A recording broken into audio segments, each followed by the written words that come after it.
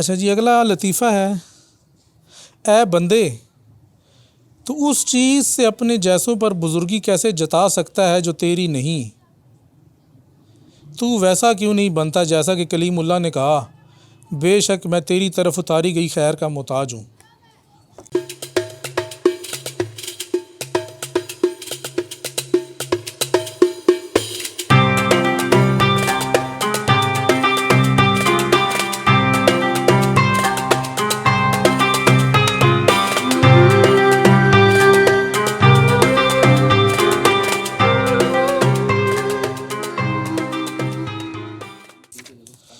چلیں جی آگے چلتے ہیں۔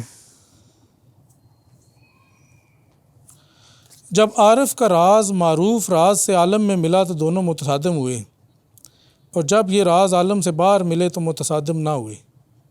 اچھا، عارف اور معروف کا راز، عارف کا راز معروف راز سے عالم میں ملا تو دونوں متصادم ہوئے، اور جب عالم سے باہر ملے تو متصادم نہ ہوئے۔ اس میں یہ میرے خیال میں تو عارف اور معروف کی ہے نا، عارف وہ ہوتا ہے جو کسی کو جانتا ہے، اور معروف وہ ہے جو جس کو جانا گیا، اس کو جانا جاتا ہے۔ اب عارف جس چیز کو جانتا ہے اگر وہ عالم کے اندر رہ کے جانے گا تو ظاہری بات ہے عالم سے مراد اس عالم دنیا کے اندر، ہاں دنیا کے اندر جب رہے گا تو پھر تو اس کا معروف تو حق ہی ہے نا۔ جب حق کو دنیا کے اندر رہ کے جانے گا تو ظاہری بات ہے پھر تو تصادم تو آئے گا ہی نا، کیونکہ وہ اس طرح سے تو نہیں، ایک تو جان بھی نہیں سکتا، اس کی حقیقت کو پہچان بھی نہیں سکتا۔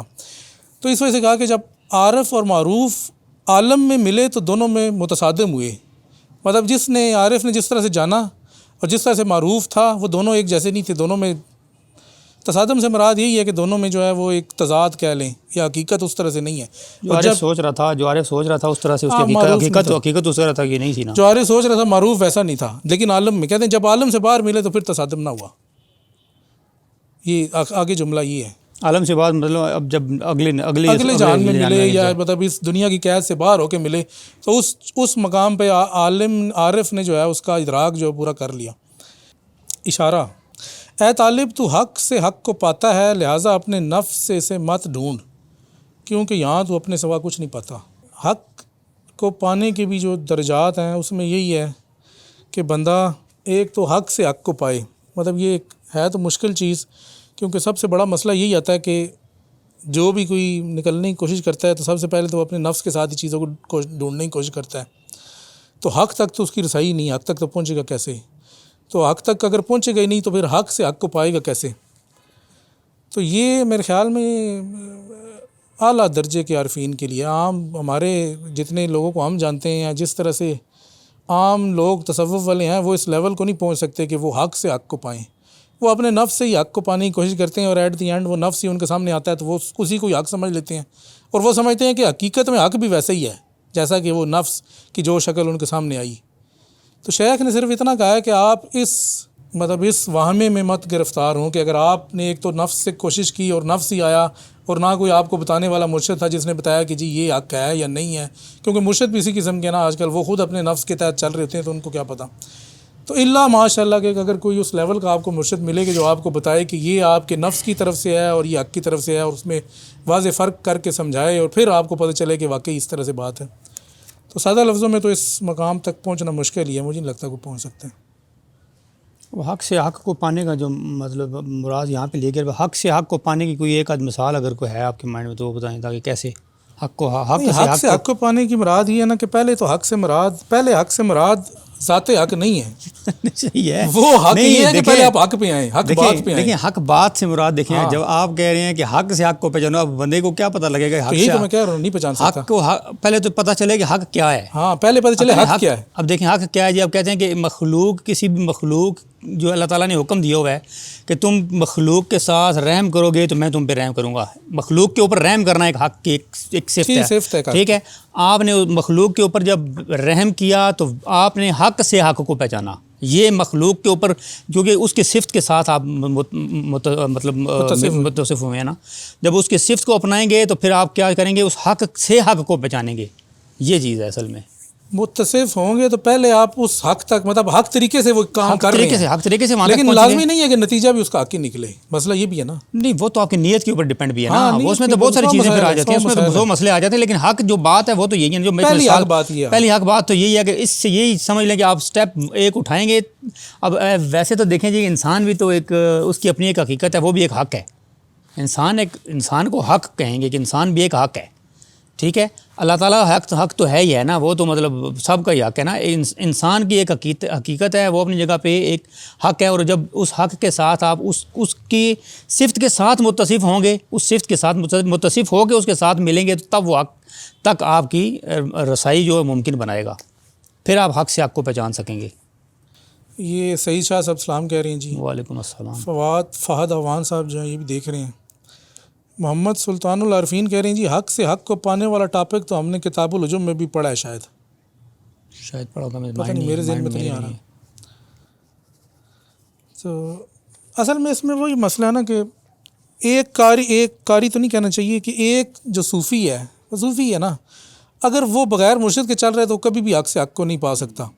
اگر وہ ایک حق کو پائے گا بھی تو دوسری تیسری 10 جگہوں پہ غلطی کر لے گا نا۔ شیطان اس کو بہکا دے گا کہ یہ حق نہیں ہے۔ شیطان ہمیشہ یہی کرتا ہے کہ باطل کو حق بنا کے پیش کرتا ہے آپ کے سامنے، آپ اس کو قبول کر لیتے ہیں، یا آپ کے نفس کی کسی چیز کو ہی حق بنا کے قبول کر لیتا ہے، جس طرح کہ قرآن مجید میں بھی اللہ تعالیٰ کہتا ہے کہ ان کے اعمال ان کے لیے مزین کر دی گئی۔ تو مسئلہ سارا یہیں پر آئے گا کہ جو بندہ بغیر مرشد کے چل رہا ہے، یا جس کی رہنمائی حق نہیں کر رہا، وہ حق سے حق کو پا ہی نہیں سکتا کسی صورت بھی۔ جب پا ہی نہیں سکتا تو اس کے پاس ایک ہی چوائس ہے کہ وہ نفس کے تھرو ہی چلے گا۔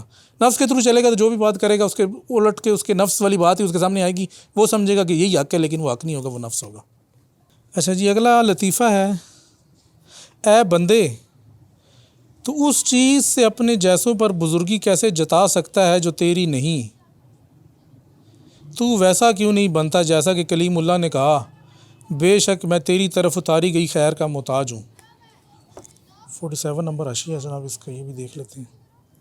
اچھا، یہ حاشیہ فضوز الحکم میں سے ہے جی۔ شیخ اکبر فرماتے ہیں کہ جب حضرت موسیٰ مدین گئے تو وہاں 2 لڑکیوں کو دیکھا اور انہیں بغیر اجرت کے پانی بھر دیا۔ پھر کسی سائے کے نیچے، خدائی سائے کے نیچے اولی اور بولیے، یار اب جو خیر تو نے مجھ پر اتاری میں اس کا محتاج ہوں۔ پس آپ نے پانی پلانے والے اپنے عمل کو عین خیر تصور کیا جو اللہ نے آپ پر اتاری، اور خود کو اس خیر میں کہ جو اس کے پاس سے ہے فقر اللہ سے موصوف کیا۔ بات اس سے واضح ہوگی ہے بالکل بھی۔ اے بندے، تو اس چیز سے اپنے جیسوں پر بزرگی کیسے جتا سکتا ہے جو تیری نہیں؟ اب اس سے کیا مراد ہے؟ وہ بڑائی جو تیری نہیں ہے، جو تجھے طاقت دی گئی ہے، جو تیرے پاس جو چیز اللہ تعالیٰ نے تجھے امانت کے طور پہ دی ہے، تو اس کو اپنی سمجھ گئے تو اس کے اوپر بڑا کر رہا ہے، وہ تیری ہے نہیں، وہ کسی کی دی ہوئی ہے، اس کے اوپر تیری خیر جو تو تیرے سے خیر کا عمل ہو رہا ہے، وہ جو تو کر رہا ہے نا، وہ تو نہیں کر رہا۔ ہاں، وہ اللہ کی توفیق سے کر رہا ہے نا۔ تو یہ کیوں سمجھ رہا ہے کہ اس میں تیرا بڑا کوئی عمل دخل ہے؟ تو اس کی طرف اشارہ ہے۔ اور باقی تو پھر تو موسیٰ کی مثال تو دے ہی دی نا کہ جی حضرت موسیٰ نے ان کی مدد کی، تو یہ تو نہیں کہا کہ جی میں نے تمہاری مدد کی ہے یا بڑا نیکی کا کام کیا، انہوں نے کہا کہ یا اللہ میں تیری طرف سے تاریخ خیر کا محتاج ہوں۔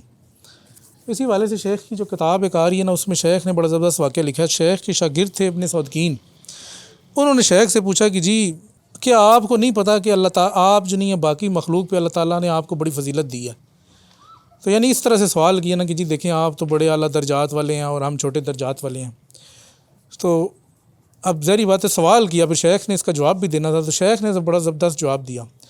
شیخ نے فرمایا کہ جی دیکھیں میرے اندر جو ایک صفت ہے علم کی صفت، اگر آپ اس مراد لیتے ہیں، میرے اندر اگر علم کی صفت ہے تو وہ صفت تو اللہ تعالیٰ نے مجھے عطا کی، میری کو اپنی خصوصیت تو ہے نہیں، لیکن اگر وہ مجھے دی اور میرے اندر وہ قائم ہو گئی تو دینے والا تو وہی ہے، اور کسی دوسرے کو اگر نہ دی، اس کے اندر جہل کی صفت قائم ہوئی، تو کہتے ہیں اس جگہ پہ ذات سے افضل قرار نہیں کہیں دی جائے گی، بلکہ یہ دیکھا جائے گا کہ اس کی یہ صفت دوسرے کی صفت سے افضل ہے نا۔ اس میں اندر علم کی صفت ہے، دوسرے کے اندر جہل کی صفت ہے، تو اس کا مطلب ہے یہ صفت دوسرے سے افضل ہے۔ تو کہتے ہیں یہ صفت پھر کس نے دی، اس کو دیکھا جائے گا۔ جب پتہ چل گیا کہ صفت اللہ تعالیٰ نے دی ہے، میرا تو اس میں کوئی کمال نہیں ہے کہ میں خود سے وہ سارا علم یا مطلب جو بھی اس کی طرف آپ رہنمائی کر رہے ہیں، جو شیخ کے شاگرد بتا رہے تھے کہ کر لیتے، تو کہتے ہیں کہ جب میری طرف نہیں ہے تو پھر میں اس میں اپنی بڑائی کس طرح سے جتاؤں، یا مجھے تو کوئی بڑائی اس میں نظر نہیں آتی۔ تو وہ بھی اس سے ملتی جلتی بات ہی ہے کہ جو یہ لطیفہ ہے۔ زمان بٹ صاحب جی سلام کہہ رہے ہیں، صہیب خان صاحب سلام کہہ رہے ہیں، وعلیکم السلام۔ فہد عوان صاحب سلام کہہ رہے ہیں۔ تو یہ سارے کامنٹس ہیں۔ اچھا جی، اگلا ہم پڑھتے ہیں لطیفہ، قیامت کی گھڑی آن پہنچی، لوگوں کا حساب قریب آ چکا اور غفلت میں منہ پھیر رہے ہیں۔ اگر یہ غفلت چھوڑیں تو ہوشیار ہو جائیں، اگر ہوشیار ہوں تو جانوروں کی زبانیں سنیں۔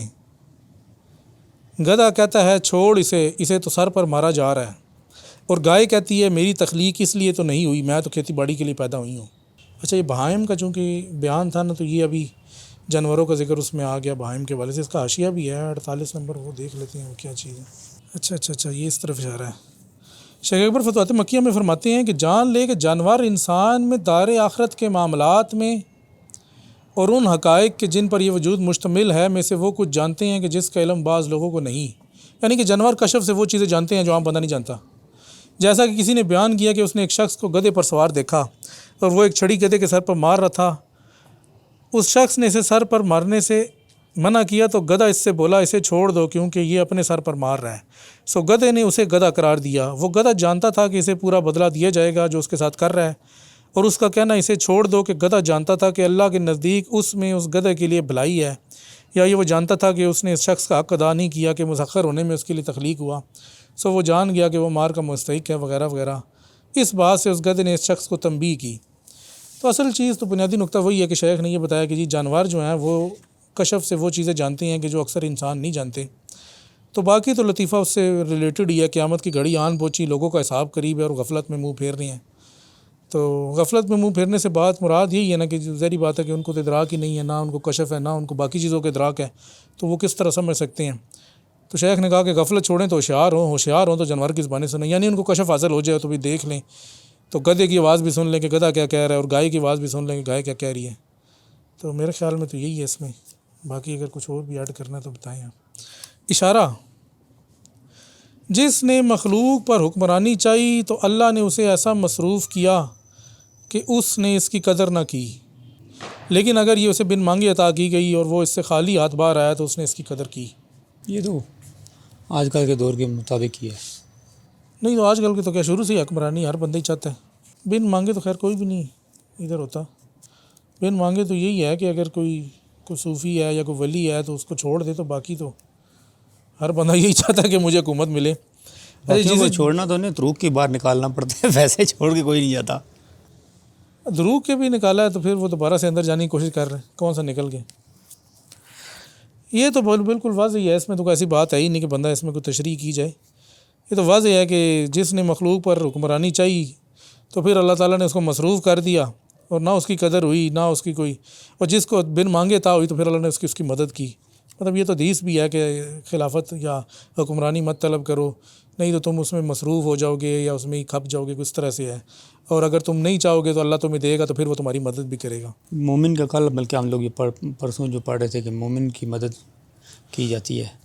ہاں، مومن کی مدد کی جاتی ہے، وہ تو خیر چلو ہے ہی ہے۔ اچھا، یہ اگلا اشارہ بڑا زبردست آ گیا۔ اشارہ، اے ولی میری یہ نصیحت یاد رکھ، جب کوئی شے تجھے ان الحق کہے تو اسے کہہ انت بالحق، یوں وہ فنا ہو جائے گی، اور یہ لازم ہے میری اس وصیت کو یاد رکھ، رائے سلوک میں تجھے اس سے فائدہ ہوگا۔ ان الحق اگر کوئی کہے تو شیخ کہہ رہے ہیں اسے کہے انت بالحق، یعنی کہ تو حق سے ہے، تو حق نہیں ہے، تو حق سے ہے۔ ٹھیک ہے نا، حق تو نہیں ہے نا، حق سے ہی ہے، اس میں بھی واضح ہی ہے، اس میں تو کوئی دکی چھپی بات تو ہے کوئی نہیں۔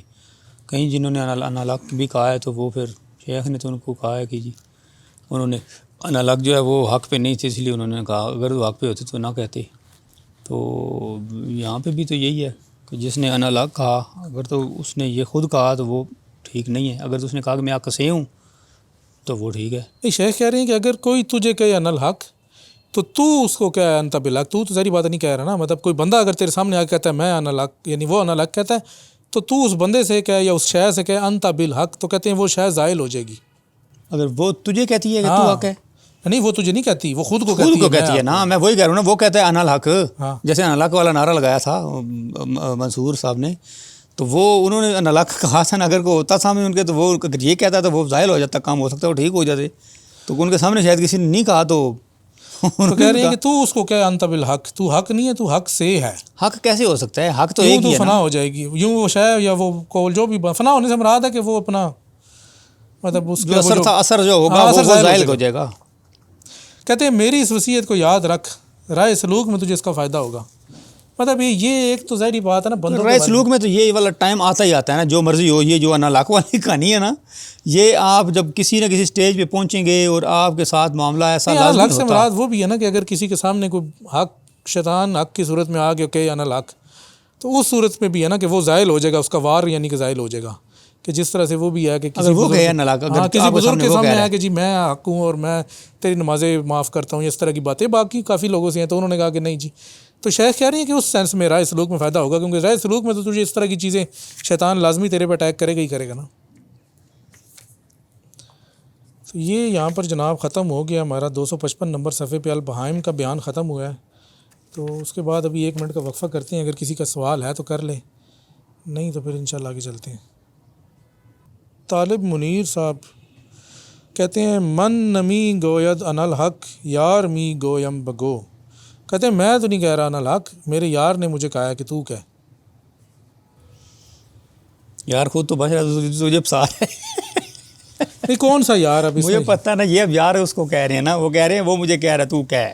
نہیں وہ تو وہ کہہ رہا ہے وہ تو ٹھیک ہے، وہ پھر کہہ تو رہے ہیں صحیح وہ ہے نا. تجھے کہہ رہا ہے کہ تو کہہ میں آکوں. نہیں اگر وہ کہہ رہا ہے تو پھر تو ٹھیک ہے نا. پر وہ کہتا ہے کدھر ہے، وہ کہتے ہیں دو حق ہو جائیں، وہ بھی آ کے تم بھی آ کے. نہیں یار خود کو کہہ رہا ہے کہ میں انل حق ہوں، یہ نہیں کہہ رہا. اچھا جی، اب یہ فارسی کا ہے جو فارسی کا مطلب یہ ہے کہ میں تو نہیں کہتا انل حق، یار نے مجھے کہا ہے کہ تو کہہ انل حق. تو یہی میں کہہ رہا ہوں نا، یار نے مجھے کہا ہے کہ تو کہہ نہ رکھ. نہیں یار نے اس کو کہا یہ حق نہیں ہے، وہ یار نے کہا کہ تو کہہ کہ میں ہی حق ہوں. میں آنکھوں، لیکن اس نے اپنے آپ کو حق کہہ دیا نا، مسئلہ نہیں یہ اپنے ہے آپ نا. کو تو نہیں کہا، اس نے خود نے پہلے کہہ دیا نا من نمی کو، میں تو نہیں کہتا کہ میں انل حق ہوں. لیکن وہ کہتا ہے کہ میں حق ہوں. اس نے جب پہلے جملے میں کہا نا کہ میں نہیں کہتا، اس کا مطلب ہے کہ وہ اپنی انا سے نہیں کہہ رہا. یہ ہم نے کتاب العلوم میں پڑھا تھا نا کہ انا جو ہے ایک تیری عنایت ہے، ایک حق کی عنایت ہے. اگر تو نے حق کی عنایت سے کہا ہے تو نے تو کہا ہی نہیں نا، پھر تو حق نے کہا، صرف تیری زبان سے کہا. یہ اس سینس میں اس شعر کو لیا جائے گا کہ جی یا من نمی گویا دن الحق یار می گویم بے کو. تو اگر تو نے اپنی عنایت سے نہیں کہا تو نے کہا ہی نہیں. جب تو نے کہا ہی نہیں تو پھر تو مسئلہ ہی نہیں نا. جب تو نے اپنی عنایت سے الحق کہا تو اس وقت مسئلہ ہوگا، کیونکہ تو حق نہیں ہے نا. تو اس کی جگہ پہ پھر شیخ کا یہ لفظ لایا جائے گا کہ انت بالحق، کہ تو حق سے ہے، تو حق نہیں ہے. تو یہ طالب منیر صاحب کا جو فارسی شعر کسی کا انہوں نے پڑھا تھا. لیکن یہاں پہ بھی وہی کہا جائے گا کہ تو حق سے ہے، تو حق نہیں ہے. اس جگہ پہ بھی اگر وہ نہیں، اگر یار کہہ رہے تو یار تو حق ہی ہے نا. اگر یار وہ ہے تو پھر تو حق ہی ہوگا نا. جس طرح سے شعر میں مراد ہے، ظاہری بات ہے شعر تو شعر و شعر ہی ہوتے ہیں نا. نہیں شعر میں کوئی دوسرا یار تو مراد نہیں ہے، تو صوفیانہ شعر ہے نا.